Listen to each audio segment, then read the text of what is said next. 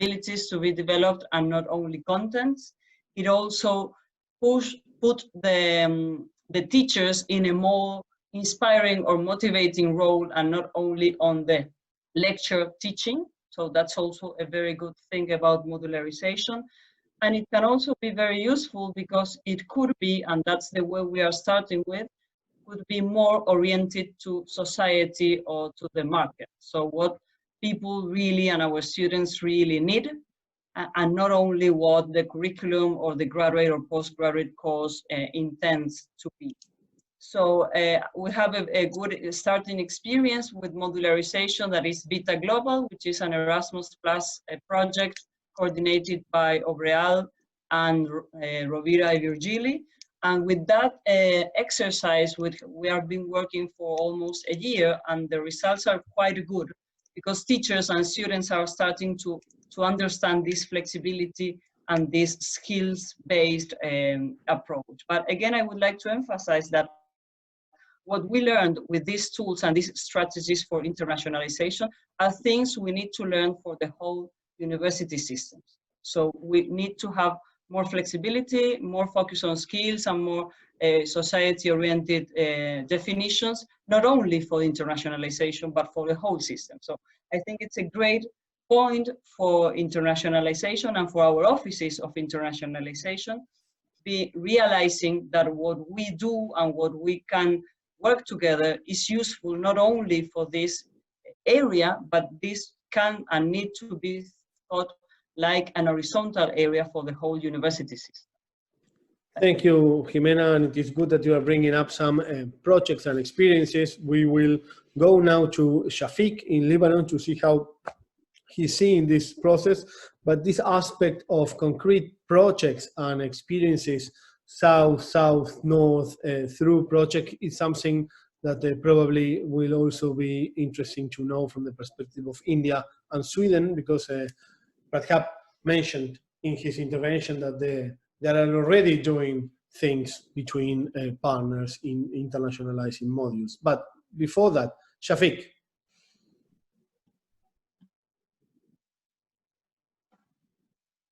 Shafiq, you have your audio off. You need to turn on the microphone. Sorry, thank you, Nico. From my perspective, there are first of all few elements that came before COVID-19. First, we have discussed a lot with the digital advancement and technology advancement. Several barriers are being falling. A barrier between disciplines. Nowadays, we can see disciplines that merge much more, and a barrier between memory and intelligence. I don't want to be controversial about it, but let me say it this way. And to cope with the increase of the volume of human knowledge, this cannot be done by simple adjustment of curricula. This is not possible. Significant changes need to be operated. If we go traditional way, this means that we will be creating more and more programs, or we are taking options inside programs. And in the current pace of knowledge development, this will continue to increase, these approaches shall find these limits, some limits. Actually, they do require an increase in the number of enrolled students in order to be acceptable, in order to cover, and they need also an increase in number of staff, of faculty members and schools. So out-of-the-box solutions may be needed. First, a solution would be a teaching and learning within the rigid frame of a course provide lesser value today. By moving the learner at the center of the learning process and providing the instructor the role of mentors, we have discussed it before, shall make each class as many variants as the number of enrolled students in a volume of knowledge and that is increasing at a very high pace. Curricula and programs shall be engineered in a way to recognize part of the learning done in a non-formal way and sometimes in international setting. Digital internationalization, third, is a key tool. The culture of student-centered learning is necessary to succeed using this tool. So this is very, very important. This tool might fit differently according to the learning domain. I mean by here, cognitive domain, interpersonal domain, affective, or psychomotor for obvious reason. and depending also on the need in a certain particular context. So in summary, flexible engineering of curricula is needed in order to profit the learning process. However, serious assessment processes are also required in order to deliver recognized degrees. The development and update of quality assurance tools, as has been mentioned earlier, are also needed. COVID-19 period has proved to a lot of institutions the need for cooperation. Some tools have, if we take Jove, for example, as a tool, have been made freely available during the period, and those tools, such tools, help the psychomotor domain in online learning. Besides flexible curriculum engineering, several questions remain. Digital internationalization helps covering various subject matters. How to make it more profitable to intercultural skills? Because when we have physical mobility, students will also acquire intercultural skills that are worse in today's world. How we can assure in online internationalization that such skills will be also acquired. Cultural aspect can easily become an obstacle since online learning in some of its modes is intrusive, as I said in the first part. Assessment and recognition of knowledge and skills gained in different learning contexts are complex matter that also need to be addressed in this connected or digitized and internationalized learning. Infrastructure can become easily in several contexts a barrier to the digital delivery mode. All these put together make us call for modularized curricula and at least flexible curriculum, and to use in the engineering of the curriculum some expertise that exists out there in a very targeted way. But however, as I said, assessment and putting things together need to be done in a very proper way. This is what I wanted to say. We do have modularized at my university that in some faculties, for example, the medical school. Okay. Thank you very much, Shafiq. Very interesting statement. What are the views from India, perhaps, regarding the issue of modularization, but mainly most important about some of the points that Shafiq has clearly stated about putting the student at the center of the process of re-engineering curricula? Yeah, so I think this modularization is something that comes out quite naturally when you adopt this online medium and make it available, and it becomes something that's accepted. So, for example, as I said, in the Indian scenario, a very large fraction of our universities and colleges accept 20% of credit transfer specifically from NPTEL. And I think there are multiple issues here. We speak about resources just being available. So it's true, if you just Google and you search for information on any topic, you will get a lot of information. But if you want an educational process, I think there's a lot more than just information. There has to be a credibility in the process. There has to be some ownership in the process, and so on. And yes, the learning experience. You should have enough, ability for the students to interact with the faculty, to get a good experience, learning experience in the process. So if you get that far, and that takes time to build, it's easier to just put some content up there, but to get that whole process in place takes a lot more time, a lot more experience, a lot more trial before you can get there. And also the fact that faculty are usually very busy. If you want very high quality faculty to offer these courses, they are also usually very busy with research at their universities. So that's again a tussle that we don't talk about much. Many universities want their faculty to spend a lot of time on research, whereas maybe the public would like to see more courses being offered from the same faculty. And so that's again something that affects the time management of the faculty very dramatically. So this ability to take 20% credit transfer, some percentage credit transfer, I think opens the door for from online resources, opens the door for modularity. Our own students, we say that IIT Madras is ranked #1 in India because of this online process and allowing us, our own students, to take online courses. They are taking courses from other institutes, other IITs, other institutes that offer online courses. And so got a lot to do with variety. I mean, there's no way one institute, no matter how good it is, can offer all the courses that a student might be interested in. We have fascinating courses offered by faculty all over the country and also all over the world. And we've had projects with, for example, the MELS project, where we had international faculty offer courses. That is also a very different experience. It's not just about the content. I think the interaction, the learning process, the social angle associated with it is also a very important part of the learning process, not just the subject matter of the course. So I think modularization goes very nicely with online education. It becomes very easy to do it. But quality is very important, and I think universities have to assist the students in deciding where that quality is, because students per se may not immediately know. If you just Google, you'll get a lot of resources. You won't know what is good, what is better, and so on. So we've actually had a lot of colleges work with us in shortlisting courses for their students and say, this is a basket you can select from, and this basket is we as faculty of the university feel that these are good courses. And this is a large enough basket, you can pick 5 courses out of this if you wish. So I think that kind of a community, learning community that you build will greatly assist this modularization process and the overall learning process. Thank you very much, Pratap. It's interesting to see also 2 processes here. One, the way of delivering the course, which you were emphasizing, Pratap, which is the online part, that it is linked, of course, with some of the constraints that we were discussing in the previous part of this webinar, access to infrastructure mainly. But you all mentioned the other part, the engineering of the curricula, as Shafiq called it, and the importance and the opportunity now through modularization or through other approaches to open curricula to offer different learning experiences to our learners.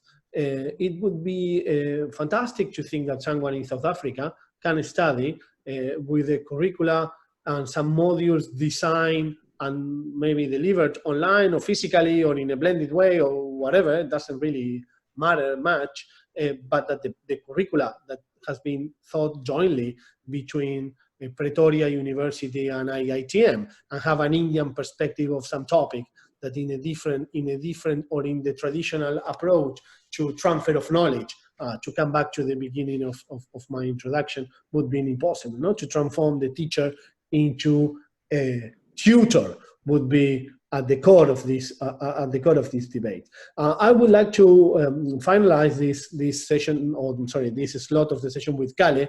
But since we do not have the camera, I don't know if Kale is there with us or not. Here.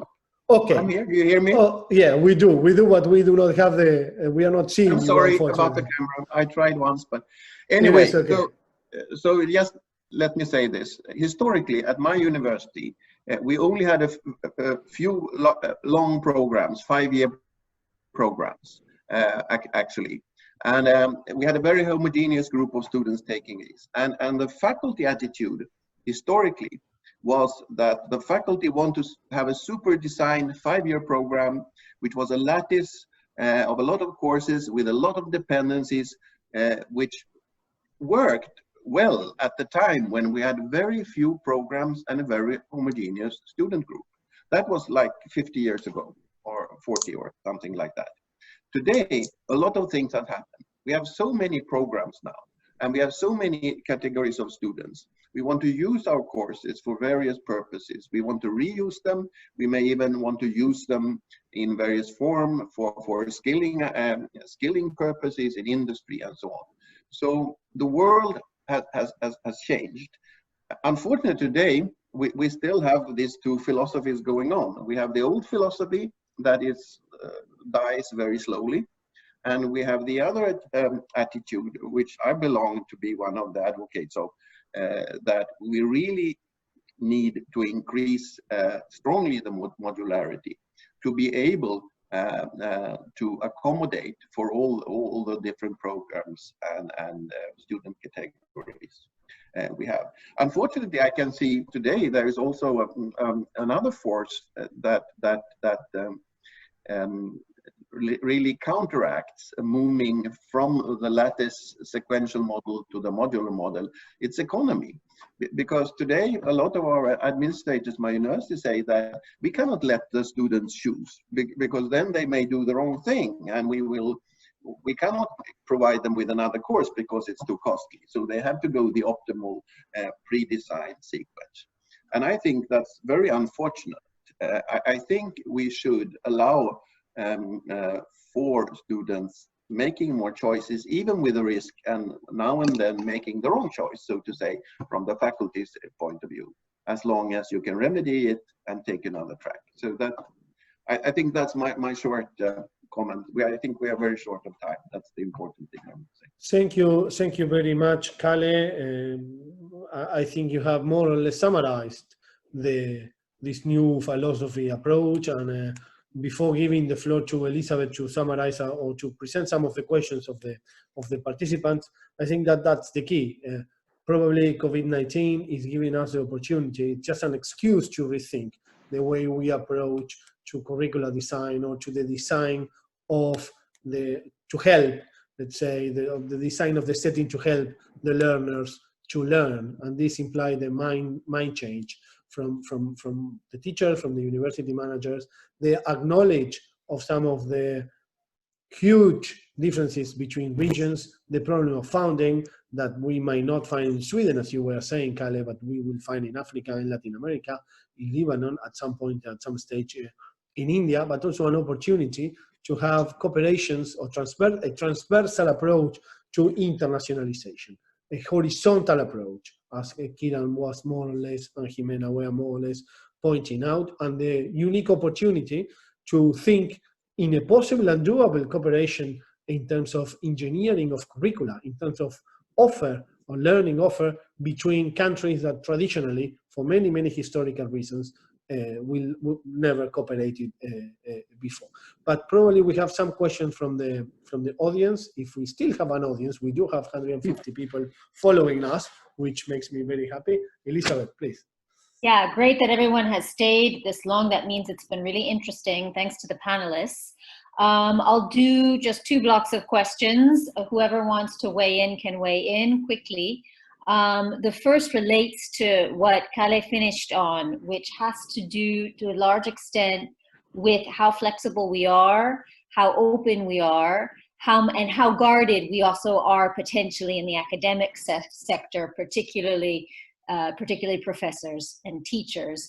I'm going to read one question that Ramon Torrent has posted after the first block, but which I think is applicable to this block as well, which summarizes it. Ramon Torrent is the president of Obriel Global, and he says, in order to really internationalize teaching and benefit from digital tools, professors should be modest enough in order to accept that students are not theirs per se, and that the teaching that they can get abroad or through digital tools and means can potentially be better, or at least different, or more dynamic than the teaching that professors themselves can offer in isolation. Are professors sufficiently modest to allow their students to open up? Are professors sufficiently open to open up themselves to digital teaching modes and also international cooperation in teaching?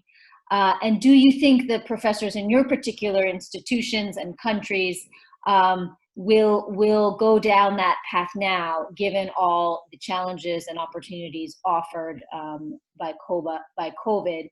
He says he fears that this is a real bottleneck for internationalization of teaching and learning in general. So that's question number 1. Maybe some professor can answer another professor. Kalle? Yeah, I can say something. I think we have a lot of more and more modest professors at our universities, also in my university. However, I can tell you the opposite. We still have a few of the old generation. One faculty got the question 2 years ago. This person responsible for one of our 5-year programs. And the question was from the international office to that professor saying, can you tell us when the best time in your program is for mobility? And then the answer was, there is no good time for mobility. And by the way, why should they go somewhere else where the best education is given here? So we have both groups. I think we have a growing group of people who are more modest and really had the attitude that Elizabeth described, where you really accept the fact that things can be done much better elsewhere than at your home plate, even if you also have a good quality. So that's my point. Thank you. Both gangs. Shafiq, you want to add something? Please turn on your mic. Yeah, okay. Okay, I wanted to say that the academic value is based on experimentation, and the answer is we have to move gradually. There should be no system that oblige everyone to become modest and to experiment with internationalization. And I think we are academic enough in order to do the experience of moving forward with flexible curriculum in some domains. And if we are right in doing that, then this will be progressive and gradually will move to more and more modest and centering student in the middle of this learning. I think we have to accept the academic value of experimenting these new modes and let it evolve in a natural way. This is it. Thank you, Elizabeth. Second round of questions. Second round of questions, I think, comes back to the heart of what Obriel Global is trying to do and also promote with these webinars, and that is this notion of South-South-North, North-South-South collaboration in the higher education and research sectors, whether or not we will see a transformation potentially in that now, whether or not both institutions and governments will recognize the need to have more South-South cooperation in particular, but also triangular North-South-South collaboration.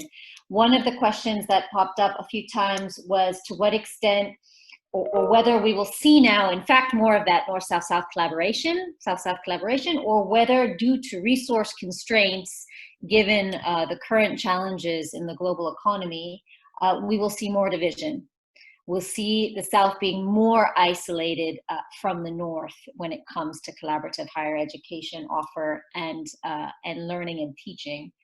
And in that respect, and this comes back to one of the original questions from the first block about who has resources to internationalize and who doesn't, will the North dictate the internationalization agenda going forward?